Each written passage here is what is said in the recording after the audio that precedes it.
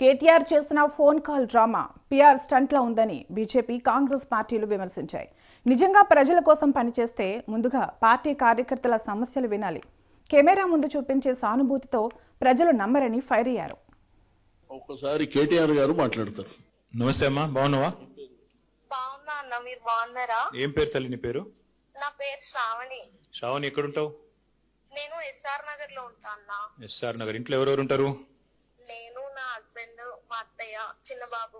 చిన్న బాబు. ఎంత బాబు వయసు ఎంత? అన్న, ఇది నిజమేనా? మీరు కేటీఆర్ ఏనా? మీటింగ్ లకి వెళ్ళి మాట్లాడుతున్నా తల్లి, పబ్లిక్ గా మాట్లాడుతున్నా మీటింగ్ లకి వెళ్ళే. మరి ఓ, థ్యాంక్ యూ సో మచ్ అన్న. Thank you Shravani. ఇంతకు అన్న, మీకు ఒక విషయం తెలుసా? చెప్పు. ఎప్పుడైనా సరే మీకు నేను పెద్ద ఫ్యాన్. అసలుకి మీ మాట. థ్యాంక్ యూ బేటా, థ్యాంక్ యూ శ్రావణి. నీకు ఏమైంది? ఎందుకు చేసినావు సీనన్నకు ఫోను శ్రావణి? ఎందుకంటే నాకు వాటర్ ప్రాబ్లం ఉందన్న ఈ ఏరియాలో చాలా. ఎప్పటి నుంచి? మేము రీసెంట్ గానే వనస్థలిపురం నుంచి ఎస్ఆర్ నగర్ షిఫ్ట్ అయ్యాం. అచ్చా. ఆఫీస్ ఇక్కడే అమీర్పేట్ లో. మ్మ్. సో చాలా రోజుల నుంచి ఇక్కడ వాటర్ ప్రాబ్లం ఉంది. వాటర్ ప్రాబ్లం ఉంటే ఫోన్ చేసినావు శ్రీనివాస్ యాదవ్ గారికి? ఎవరికి ఫోన్ చేసినా నాకు అసలు పని అవ్వడం లేదు. సీనన్న నెంబర్ ఎవరు ఇచ్చారు బేటా నీకు?